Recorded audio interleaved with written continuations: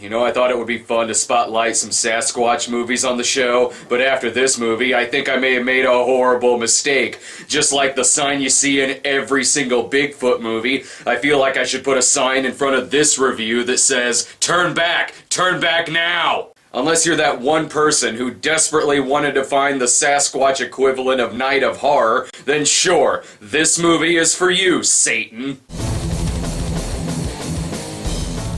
Oh my god, I've still got 4 movies after this.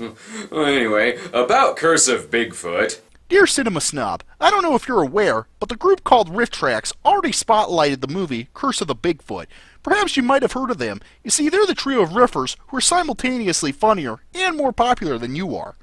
Oh gee, you got me. I'm not the first person to talk about Curse of Bigfoot. But you know what? After seeing the movie, nobody should be talking about Curse of Bigfoot. Oh great, it's picking up right before Dorothy's house gets sucked into the sky. It's rare you see a movie that actually looks like it has radiation poisoning. Wait, palm trees? I don't think Haddonfield is really in Illinois. I suppose it's nice to see where Terrence Malick got his inspiration, but I didn't think it would be in this shitty movie. It happened 2 million years ago. What happened 2 million years ago? Greenery? It walked across the eons of time, slowly changing, becoming more and more human. You can tell because humans typically leave a trail of semen in all of their footprints. Last time I saw opening narration like this, it was the Super Mario Brothers movie, and I really don't need to see Sasquatch walking the dinosaur.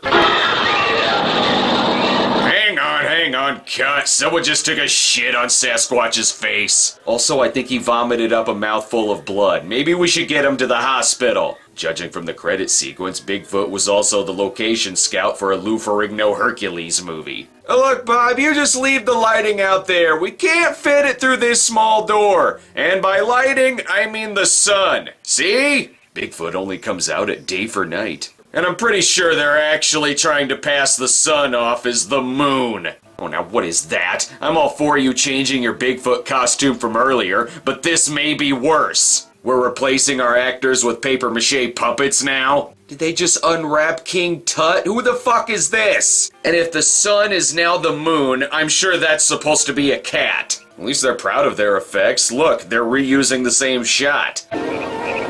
Scotty, stop it! I'm being dubbed by a teenage boy over here. Here, look up Bigfoot's footprints. This is what happens when you get the local kindergartners to make your Bigfoot costume in art class. Scotty, if you're good for the rest of the night and don't awaken anyone else, I'll promise to take you hunting with me tomorrow.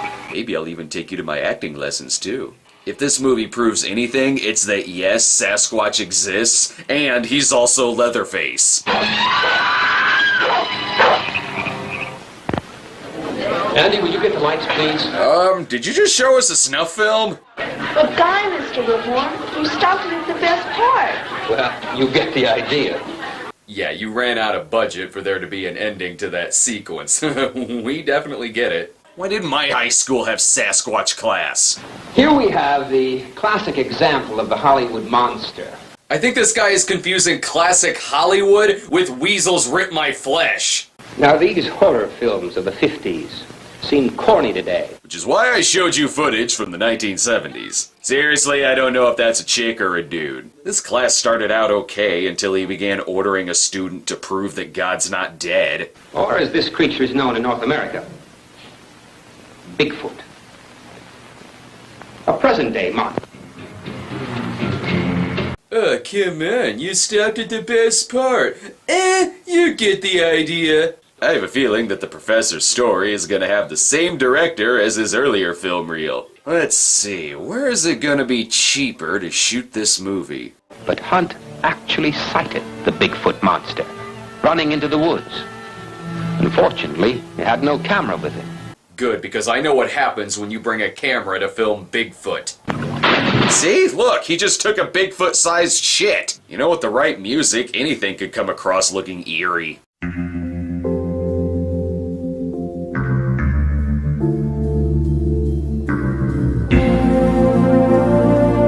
It's infuriating to know that one of these loggers might be Dexter. Come on, get to Bigfoot. More footprints were discovered, as well as strands of long black hair tangled in tree branches. You sure it was from an animal? You sure it just wasn't from Bob's back? Oh my god, it can't be.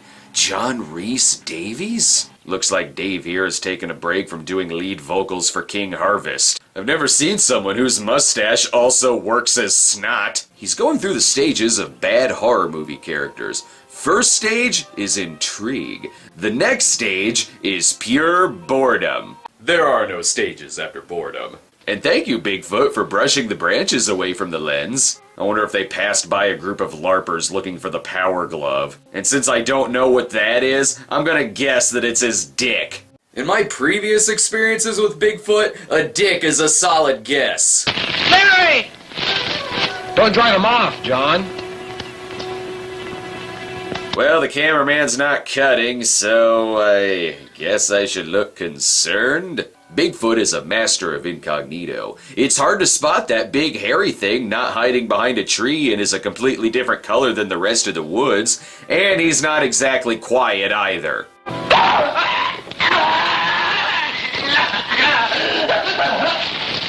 That wasn't the sound of someone dying, that was the cameraman getting motion sickness. If you think this story is gonna have a proper ending...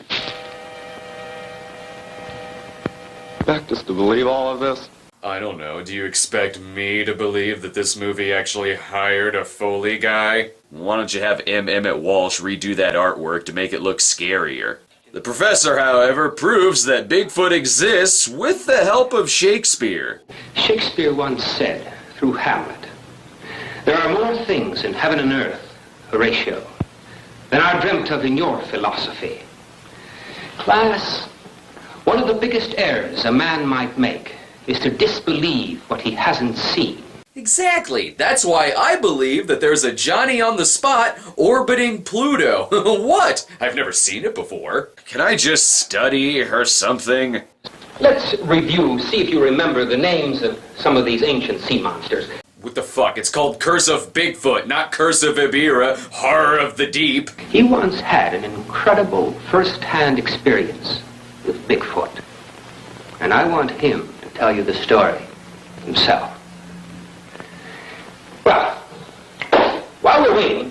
Is this movie seriously passing time until one of its actors shows up on set? It's even filming the behind-the-scenes padding. I know the students are enjoying this. Look at their eyes. They're so fucking high that George Lazenby's Universal Soldier probably makes sense to them. Andy, He was invented in the 1400s by the Germans. Really? Really? We're really gonna have two condescending pricks with glasses in this video? I wonder, young man, if the ancient griffin was really invented, as you say, by some demented madman. Okay, this isn't even a slasher film, but I'm calling it. He's the killer. So Dr. Francis B. Yuck shows up to tell them another story of Bigfoot, even though they've already seen one film and heard another story, but whatever. I believe I owe all of you an apology. Especially to you, Spicoli, for giving away your pizza. Maybe this story will be intense. As a result of that field trip, 3 of those students will spend the rest of their lives in a mental institution. Spoiler, nothing that you're about to see gives any indication that that actually happened. No. Never doubt that monsters exist. Yeah, they're called AM radio hosts. Let's get on with the story. In museums and universities throughout the world. Whoa, who the fuck is this narrator? It's not the guy telling the story. The fucking story within the story has a separate narrator than the man telling the story. That is gonna blow these kids' minds. This is the story of such a discovery. It began a year ago. Well, what? You said this happened 20 years ago, and now at the beginning of the story you say it's 19 years ago, just so your fictitious narrator could say 1 year prior? What the fuck? Well, at least they made the 1950s look authentic. That's because the bulk of this movie is an unrelated 1958 film called Teenagers Battle the Thing, which is only slightly less insulting than this thing. The 59-minute Teenagers Battle the Thing was then packaged with a half hour's worth of Doobie Brothers tailgaters to make Curse of Bigfoot, shown on television in 1976. So the movie within the movie is about another group of students learning about Bigfoot from another teacher. Only this one has a field trip. Hey, Ivanpaw, spelled backwards, that doesn't spell Bigfoot, so I can't make a Troll 2 reference. Ah, look, it's a classic episode of White Sanford and White Sons. Anything intriguing around here? As a matter of fact, this is one we found in some cliff ruins just last year. Oh my god, an ancient bowling pin. Makes me wish Godfrey Ho was the one who discovered Teenagers Battle the Thing. At least then the classroom would have been made up of ninjas. Don't you love it when you can't tell which one is the teacher because they're all 40? Boy, look at those. These technically aren't petroglyphs. This doesn't mean anything either, genius. One of the construction workers earlier just spilled ketchup on it. This is where we've begun excavation. What sort of thing do you suppose we might find? Well, that's pretty hard to tell. The only thing we've located so far... Well, here, I'll show you. Nothing. You've located nothing. This is so exciting. Everything they find belongs in a museum, and there's no one there that disagrees, thus eliminating all conflict. Riveting. I bet the students listening to this story are on the edge of their seat for the thrilling passing out lunch scene. By the way, did we find anything of value today, Mr. Wyman? Ugh. The term value should be banned from this movie. Oh, yes. For instance, this rock. Check that. The movie itself should be banned from everything. Timmy is trying hard to sit in a position where you can't see his face. This is by far the oldest thing we've found here. Could you show us what... Sure.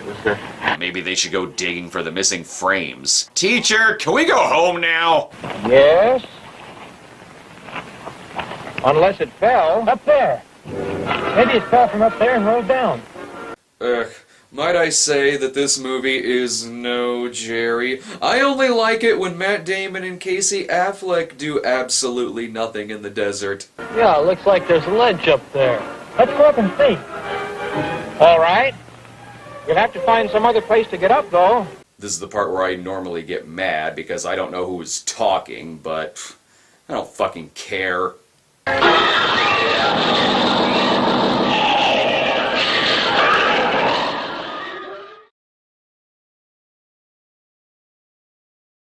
I bet the script meeting for this movie was fantastic. Okay, so they're gonna talk about climbing a rock, and then they walk up the rock. Then they climb up it, and climb up it. Back then, students didn't need a permission slip for this kind of thing. Parents just wanted them dead. This is almost a good shot, but that's sort of like saying A Haunted House 2 is almost a movie. I bet it's going to be really interesting when they get to the top of the mountain. That's Sharon and Linda down there. Hello! Thanks, movie, for teaching me that things look smaller the higher up I get. I bet I know what's going to happen next. They climb down, and climb down. This sort of makes me...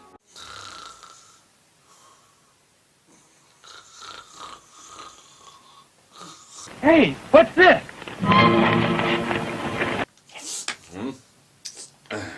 What? You recognize those markings, Bill? No? Yes, quick, open the hatch so we can find Desmond pushing a bunch of numbers. These are the types of markings made by cavemen. Cavemen? Perhaps as ancient as Pithecanthropus erectus. Okay, there's no need to get dirty, Professor. What is with stupid white people destroying billion-year-old rock formations? Oh good, they found something else to climb down. That should add another 20 minutes to the movie. I would say that I wish there were snakes down here to murder all of them, but no. They need to live with the shitty movie they've made. Wait for a minute now. Let your eyes get accustomed to the darkness. Are you talking to the characters or the fucking audience? Look, they found a giant Oscar statuette. Sorry, movie, it's never gonna happen. I think the movie was written by a blind person, so it might as well be shot by one too. It's teenagers battle the thing with amazing looking at things action. So they find a mummy, take it back with them, and talk, I guess. Well, I'm glad that's over with. Something tells me Bob doesn't think much of our new passenger. Well, it's the first time I've ever ridden with a mummy. Okay, now I am mad. Seriously, who the fuck is talking? Oh, it's great when the dialogue is just a free-for-all. Oh man, I bet there's something interesting going on in there. Sure wish we could see it. Are you gonna dig it open and look inside? I'm afraid if we try opening it here, we may destroy something.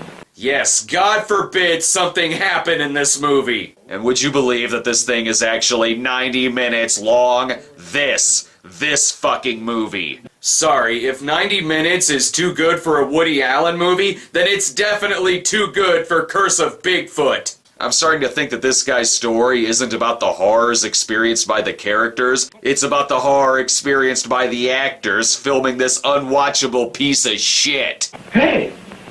It moved.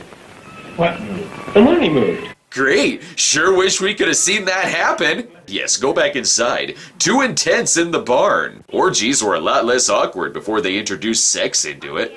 This day certainly did go by fast. Fuck you, fuck you, fuck you, fuck you! Nothing about this movie is going by fast! And with them constantly referring to it as a mummy, why didn't they just call the movie Curse of Mummy? Okay, sure, later on the thing looks like Sasquatch, but if both the title and this fucking guy referred to it as a mummy, then I wouldn't have to be watching it, because I sure as shit am not gonna do Mummy Week. Anybody else want to go along? So you plan on bringing in the rest of those jars for a closer look, don't you? Yes. And then I think I'll stay here. I think I'll go outside too. Inside, outside, I don't give a fuck. Just someone kill something. Even when the thing wakes up and something happens, I can't tell what it is. Aw, man, just when they broke out the pot. It ran into the grove. Did it? Maybe if the movie took its sunglasses off, I would have seen it. Oh, hey, look, a 1950s sex scene. Sure is a nice sky. The moon's so bright. That's the sun, you fucking idiot. This is what it looks like when a movie script is not only pulled from a person's ass, but it's filmed there too. I don't know who this is, so I'm guessing she's gonna die.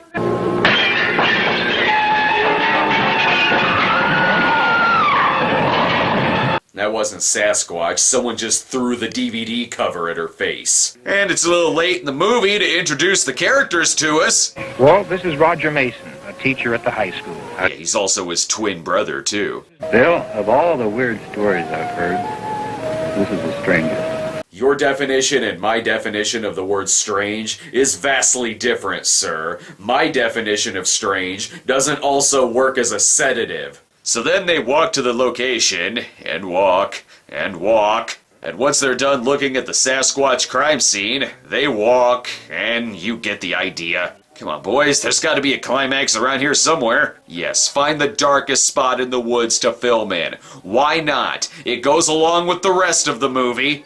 I think we found the spot where the creature stayed last night. That's funny. It doesn't look like a Motel 6. How about this? You can actually see the part where the cameraman falls asleep. At least the music thinks that whatever is going on is intense. We can use the radio telephone in my car, and I have a portable unit in the back.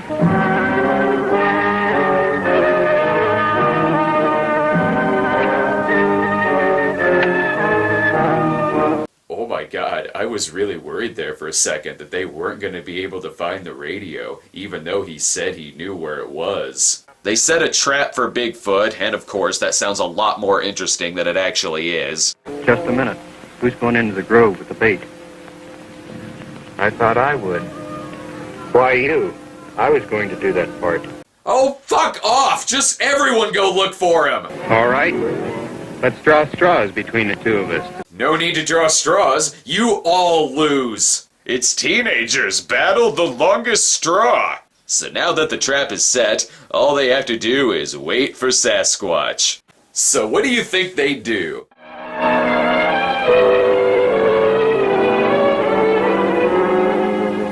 Yep, they wait.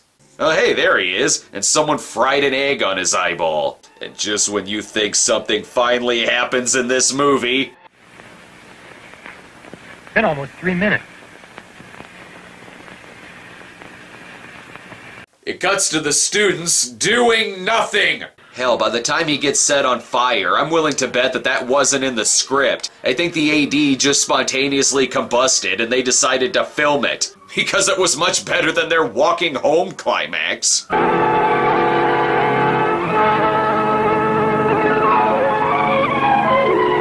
Hey, you know how there are some things in the world that are movies? This isn't one of them. They would have cut back to the 1970s teenagers listening to the story, but they've all fallen asleep. And what in God's name happened in this scenario that prompted this setup? One girl cannot speak to this day.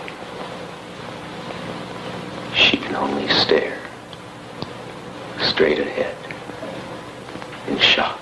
Oh, I get it. Maybe this phantom character just had a stroke that was completely unrelated to the events of the film. It's just that the person telling the story decided to spin it to make it more interesting. He fucking failed. I'm positive that this movie will go hand in hand with the episodes that are just as hard to watch me talk about them as it is to actually watch the film. Which happens to be my favorite and least favorite kind of episodes. Favorite in that you actually get a little taste of what it's like to sit through something like Curse of Bigfoot. And least favorite because I actually have to sit through something like Curse of Bigfoot.